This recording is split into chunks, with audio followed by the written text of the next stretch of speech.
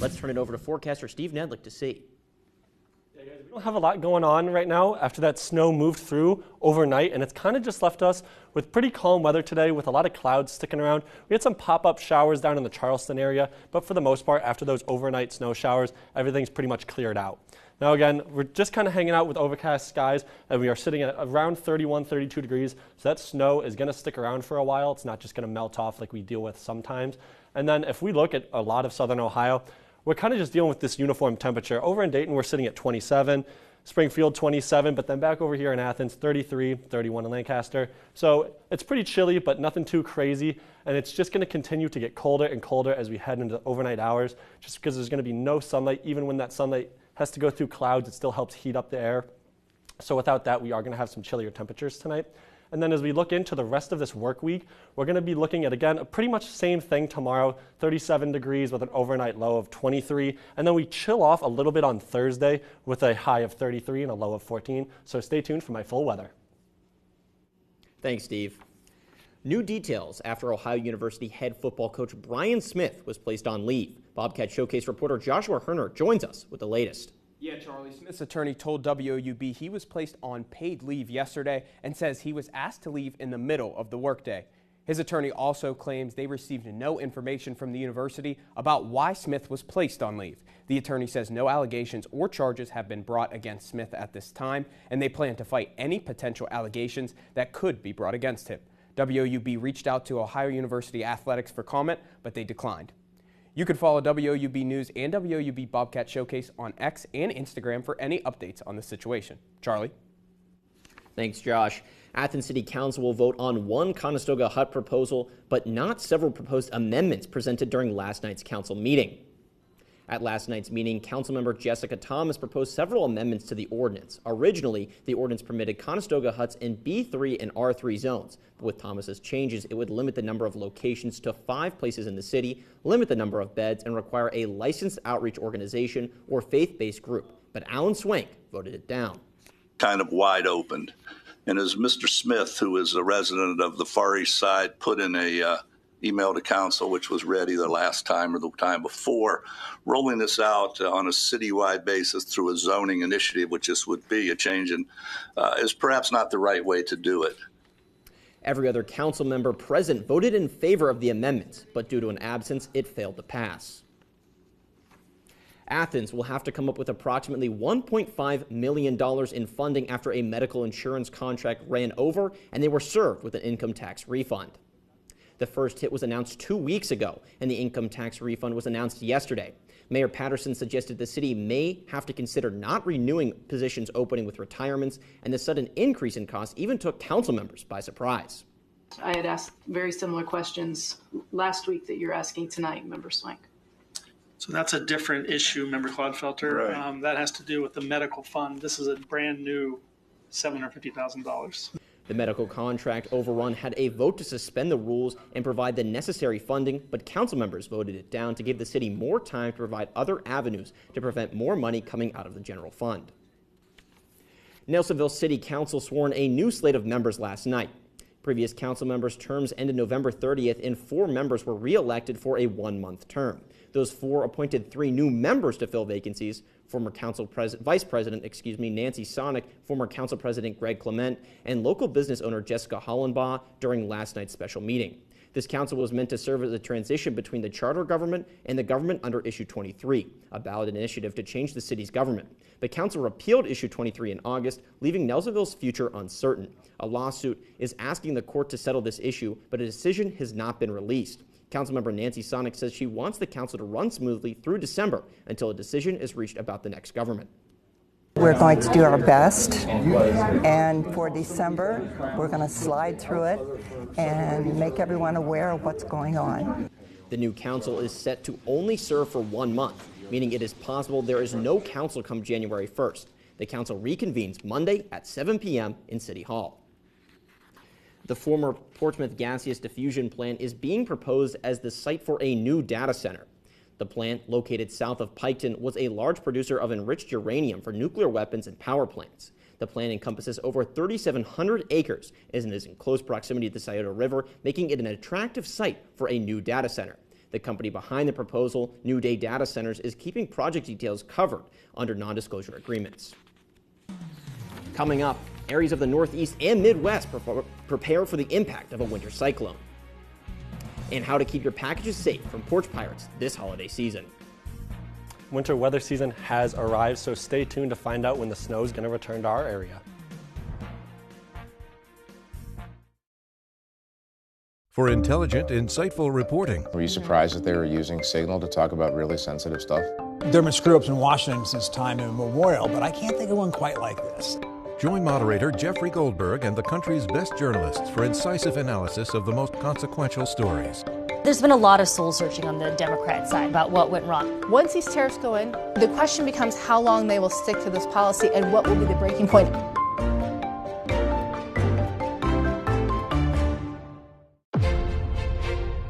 Electron Solar Farm. Pentagon with executive orders. Good evening. I'm Jeff Bennett. And I'm Amna Nawaz. I'm Margaret Hoover. I'm Christiana Manpour in London. Bring us up to speed there. Israel is vowing serious consequences. Did you get a commitment from President Trump? We have to work on it. When that story is told, it will be easier for us to see each other like the people who came before us. Today we live in a time when meaningful discourse is needed more than ever. Is this just, at the end of the day, very smart politics? It's, never compromise on the accuracy. This is the story of modern war, how it's fought and how it's changing us.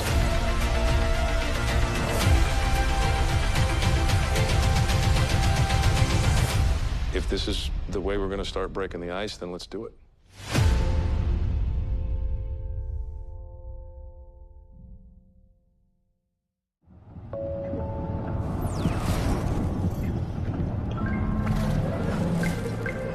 Stop skimming. Stop scrolling. Just listen. 100 years ago today, they walked away from the main. All you need in one place. Every afternoon. Los Angeles, I fell in love with pinball 6 or 7 years ago. All Things Considered from NPR.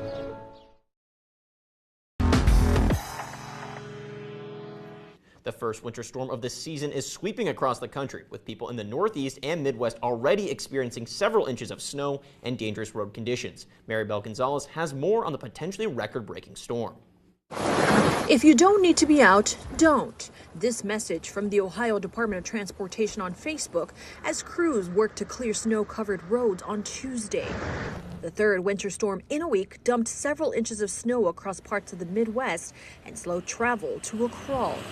In Missouri on Monday, road conditions turned hazardous with reports of hundreds of crashes and stranded drivers. One driver in St. Louis pleading people to drive cautiously. Just get in line. Today is not the day. Just get in line. Because you're going to squeeze in, you're going to hit something, you're going to slide, hit another car. It's just not worth it. A 21-year-old driver died when their car overturned Monday evening northwest of Jefferson City in a storm-related incident, according to State Highway Patrol. Tuesday morning, crews de-iced planes in Rochester, New York.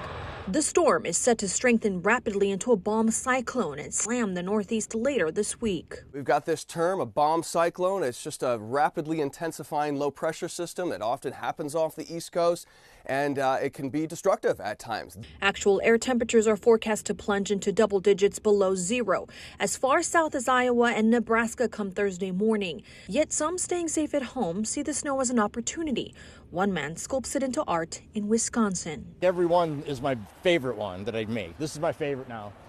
I'm Maribel Gonzalez reporting. Well, Steve, clearly a lot of snow dropping. Are we going to get any more in Athens? For the next few days, we're going to be pretty okay. And then around the weekend time, we're going to get a few more inches, maybe an inch or two. Okay, so not too much more snow on the way. But the snow we've already got, is it going to be sticking around or is it going to be melting anytime soon? Kind of nice. It's not just going to melt and turn into that slush. It's going to stick around because we're going to be right around 31, 32 degrees. So it'll be sticking around. Okay. Yeah, so taking a look at our temperatures, we're getting a lot of cool air being pulled down from the Canada region, and that's just going to help continue to drop these temperatures as you can see, already sitting at 19 degrees in Chicago, and that's just going to further intensify these storms that they're dealing with on the East Coast. But if we take a look closer into the Athens area, again, we're sitting pretty uniform. We have some 27 in Wilmington, 29 in Lancaster, but we're sitting at 32. So the further you go north, the colder your air is going to be, just because it's closer to Canada and that's where the cold air is coming from. Now, we had all that snow come through last night, and that's what caused that level 2 snow emergency, but it's kind of moved its way again out to the East Coast. We're still dealing with some flurries in the Charleston area, but nothing that's going to be too impactful. And then if we zoom back out, we can really start to look at that bomb cyclone that's pushing its way out to the East Coast, and that's just because it's going to continue to strengthen. It wasn't that strong when it moved through our region, but its pressure continued to drop, and that's why it's becoming so strong as it gets to that area. But you can notice this really, really dry region that we're kind of sitting under now, and that a big reason for that is a high pressure system that is starting to set up over our area, and that's what's going to help calm our weather down over the next few days, but it's also going to help it continue to cool off, because when we have high pressure, it helps to rotate that air down, and that continues to give us these wintry temperatures. And then if we look at 12 hours from now, pretty much the same thing. That high pressure really isn't going anywhere. It's going to continue to give us calm weather. And then if we look at tomorrow night, that's when another cold front starts to approach, and that's going to cause our weather to become a little bit more active, because it's going to bring even more cold air, and now this time going to bring a little bit of moisture, and that's when we're going to see a little slight chance of some snow coming back into our region. See, as this high pressure just pushes out to the East Coast again, there's going to be some snow coming behind this cold front, and that's what's going to impact our weather as we get to Thursday night, Friday. But right now, we don't expect anything too impactful. And then again, once we get to Thursday night, we're going to be sitting at this cold front just kind of draped over our region, and that's where we're going to be looking at as we head into Friday. But if we back up to tonight, we're sitting at an overnight low of 23. So again, the later we get into the night, the cooler it's going to be. Mostly cloudy skies, which is good, because if we had clear skies, it would be even chillier, 5 degrees, because those clouds help to act as a blanket, and that's what's keeping us not too chilly. 23 this time of year isn't too bad. Tomorrow, pretty much a carbon copy of what we've been dealing with over the last 24 hours. Again, that overnight low of 23, but we're going to get some spots of sun as we're going to jump up to 37 degrees, and then also have those partly cloudy skies. So not too bad, especially compared to this morning commute. Tomorrow's morning commute should be a lot better.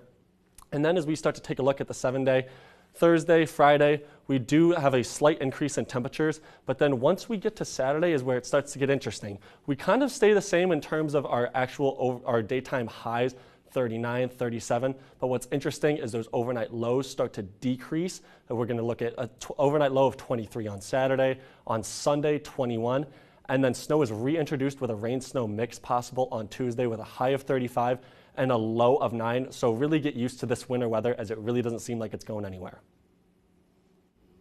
Thanks, Steve. Warehouse retailer Costco is suing the Trump administration over tariffs. The lawsuit filed Friday says that in the event the Supreme Court finds Trump's tariffs unconstitutional, Costco will seek a full refund on tariffs paid on imported goods. Supreme Court justices heard the arguments in the tariffs case last month, but have not said when a ruling will be made. Other companies looking for a refund on tariffs include Revlon and Bumblebee Foods. A new strain of the flu virus is causing a surge in cases in the United Kingdom and Canada. Manny Gaither talks to an infectious disease expert to find out more about the new strain. It's called subclade K, a mutated strain of influenza that's causing concern for the weeks ahead as flu season ramps up. And those few mutations may have some influence in just how effective the flu vaccine is going to be for the current season. Dr. Daniel Koritskis with Brigham and Women's Hospital says it's still important to get the flu shot this year because he says the latest strain is just one of 3 that typically circulate in a season, and being vaccinated will provide some protection. And very likely would make any influenza that you might acquire much less severe than if you are unvaccinated. But it appears many Americans are skipping their flu vaccines this year. Last winter's flu season was severe. The U.S. had its highest rates of flu hospitalizations in nearly 15 years. At least 280 children died of influenza. And with the combination of a new strain and upcoming holiday travel, experts fear this season could be just as bad. We're just seeing the first signs of increasing influenza activity throughout the country. Kariska says it's also important to keep up those personal care measures to protect against flu, like good hand washing. And he says if you do get the flu, there are treatments available. There are several antiviral medications that are highly effective against influenza but need to be started early in the course of disease. For Health Minute, I'm Mandy Gaither. This holiday season, retailers are expecting a 40% decrease in seasonal hiring. That's according to a recent survey from the National Retail Federation. In addition to the hiring decrease, retail experts say overall staffing levels have also dipped this year, meaning that not only will there be less job offerings, but also less employees able to help consumers. Experts are attributing the staffing crunch to an uncertain economy. Despite a record low for holiday hiring, this weekend set a number of record highs for holiday shopping. According to the National Retail Federation, nearly 203 million shoppers were tallied between Thanksgiving Day and Cyber Monday. That's 16 million more than the expected 187 million shoppers. Additionally, shoppers spent nearly $6.1 billion, with more than 60% of the sales coming from online shopping. Increased online shopping is putting more Americans at risk of having their packages snatched by thieves. Jen Sullivan has tips to protect your items from porch pirates. It's the season of giving, but for wannabe thieves, December is the season of opportunity as packages pile up outside people's doors. That's why experts say it's important to take extra security steps so Grinches don't grab your gifts. We want to make sure people are aware when their packages are arriving to their doorsteps. Richard Rocha with Amazon says the vast majority of their packages arrive without issue. But to help raise awareness about package safety, Amazon is partnering with the National Sheriff's Association this year. Last year, at least 58 million packages were stolen, and roughly 25% of Americans have been a victim. It's a crime that causes billions of dollars in financial losses a year, and these types of crimes tend to go up during the holidays. So what can you do to protect your packages? If you're not going to be home, FedEx and UPS allow you to deliver your packages to a different address. Out of town, the U.S. Postal Service will hold your mail for up to 30 days.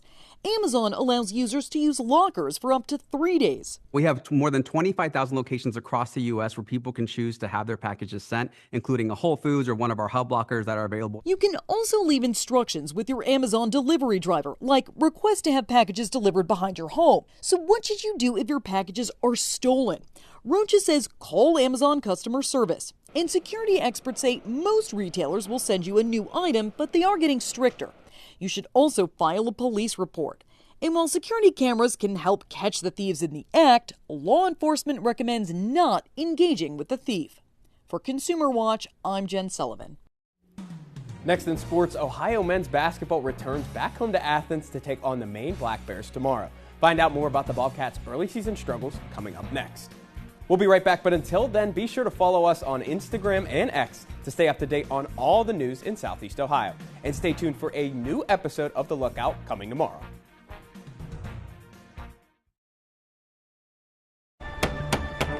Miss Austen. Miss Scarlett.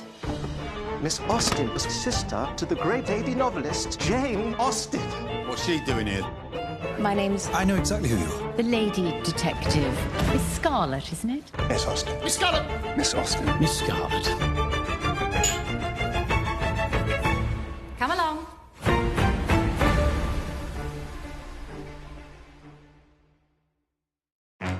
So happy you're home, darling. We're doing a brand new musical. Fabulous. Charlie's gonna help with the show. It'll be fun. How am I meant to work under these conditions? Now, boom! There's a way things are done here. This is musical theatre! I scream into the bar. For what it's worth, you've really got something. Shocking, but keep going!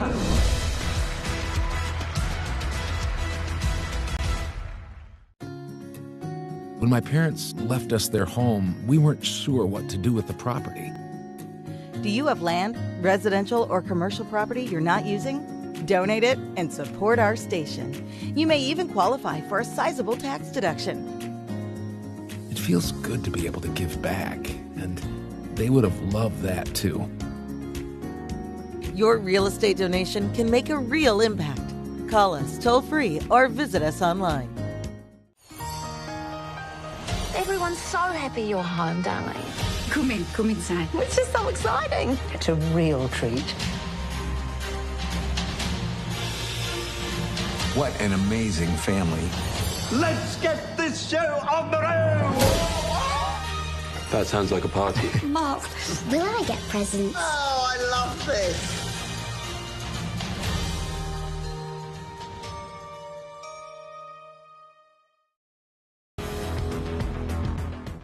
Good evening and welcome to sports. I'm Joshua Herner. The Ohio Bobcats men's basketball team is back in action again tomorrow at the Convo against Maine. But it's been a rocky start for them so far this season, a 1-6 record through 7 games, and the team has struggled on both ends of the court.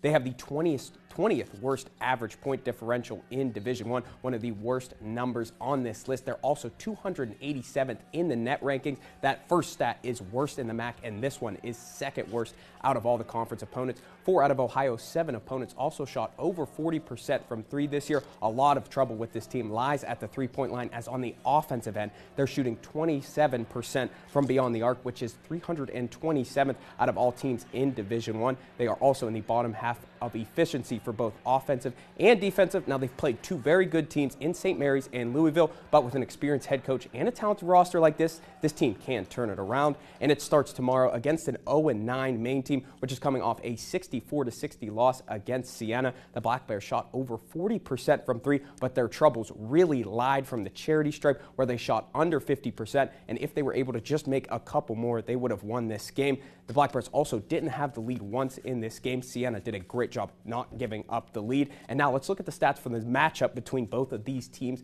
Pavletsky, Hadaway, and Javen Simmons all average double-digit points per game for the Bobcats and have really led this team on both the offensive and defensive end. Now for the Black Bears, Ryan Mabry and TJ Bile lead the way.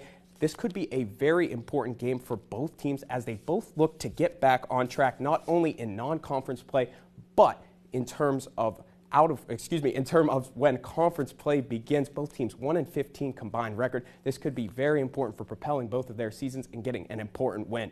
So college basketball is already in full swing, but high school hoops is just beginning across Southeast Ohio. But due to today's snowy weather, some important non-conference games were canceled, including a battle between the second-place teams in the Ohio and the Hawking.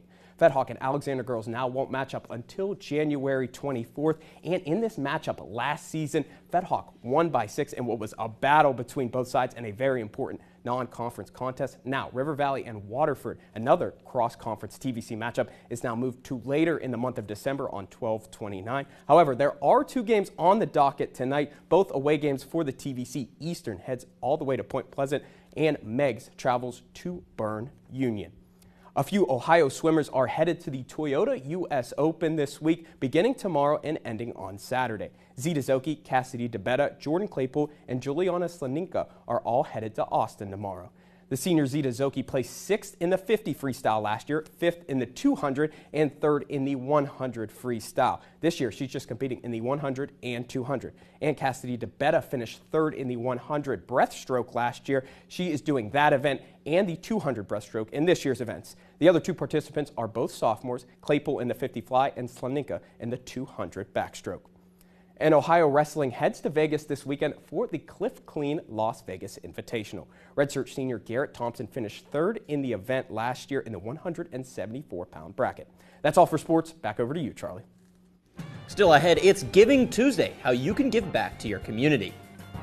And here's a look at what's coming up on your public television program.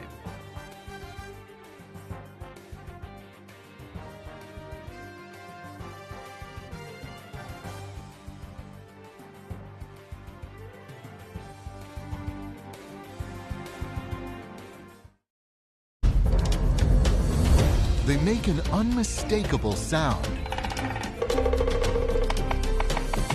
But woodpeckers are incredibly varied.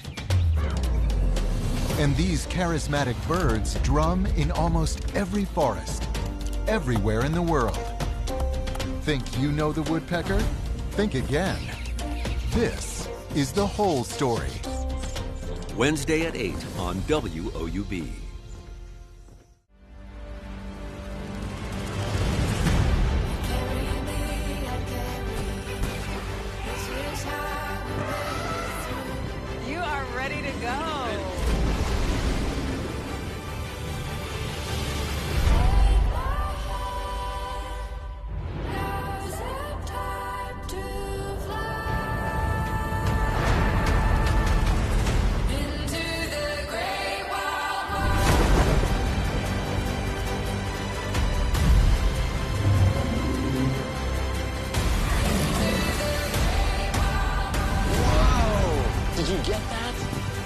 was incredible.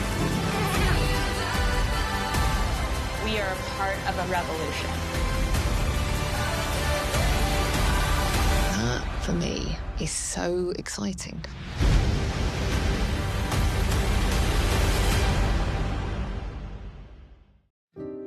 Wondering what to cook this holiday season? WOUB and Milk Street can help. On Wednesday, December 17th, join the Milk Street Cooking School team for a free live stream cooking class. The team will be cooking up some of their favorite holiday sides, including butter braised mashed potatoes and dark chocolate terrine. The class is free, but space is limited. Go online today to register.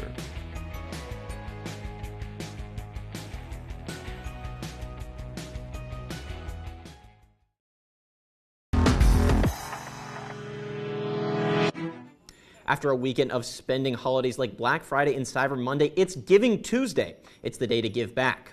Whether it's packing food for your local pantry or donating winter coats to those in need, there are so many ways to give back to your community. If you would like to donate to support public media, consider visiting the link on your screen to donate. Whether you choose those options or another way, this is the day to celebrate generosity as the holiday season gets into full swing. Well, guys, speaking of generosity, what are you guys getting people for Christmas this year? I can't tell because someone might be watching. I can't spoil it. Listen, Steve, I'll be the first one to spoil it. I haven't bought anything yet, okay? I really need I'm getting around there. I'm getting close. Exactly. Like, I don't want to feel pressure to shop yet. Look, I'm a clearance guy myself, too. I got to find a lot of things on the clearance rack, okay? Well, I hope nobody out there hears that. So if you're not going to tell us what you're going to get for Christmas, what's your favorite gift that you've gotten for Christmas? I used to play baseball, so I'd say a baseball mitt. That was my favorite. Oh, sometimes the bat, though. That would be a great feeling. You get a fresh new bat and you go to the batting cage in a week. I mean, that's just the best. Yeah, that's the best way to get a Christmas. It's really starting to feel like Christmas out there. And that's really easy to be seen as tonight our overnight low is 23. And those clouds are going to be sticking around, so it's not going to get too chilly, but definitely make sure you bring a hat and gloves on your walk tonight if you're heading out the door. And then as we look at the 7-day, really nothing's changing that much. Actually, our overnight lows are just going to continue to decrease as we stay with our overnight or daytime highs as high as 37, 33. And then it really kind of continues to stay normal with that. We're going to have these clouds sticking around for the next 7 days with a little bit of sunshine here and there to help maybe melt off some of the snow we got over the past few days. But again, those overnight lows are definitely not going to be getting above freezing, so make sure if you have those plants, you keep them inside because they're not going to last outside. And then we're just going to continue to stay in the mid to upper 30s, so definitely starting to feel a lot more wintry out there. But we don't really have much snow that's going to be sitting into our region as that front that moved through really kind of took everything with it, and that's why it's impacting the east so much. It's continued to strengthen, but we didn't get that much. And once we get to Friday and Saturday, we do have a chance for maybe another inch or two before another substantial front starts to make its approach after the work week begins next week. That does it for our broadcast this evening. Thanks for watching. For Steve Nedlick and Josh Herner, I'm Charlie Ehlenfeld. Stay tuned for the PBS NewsHour coming up next. Have a great night.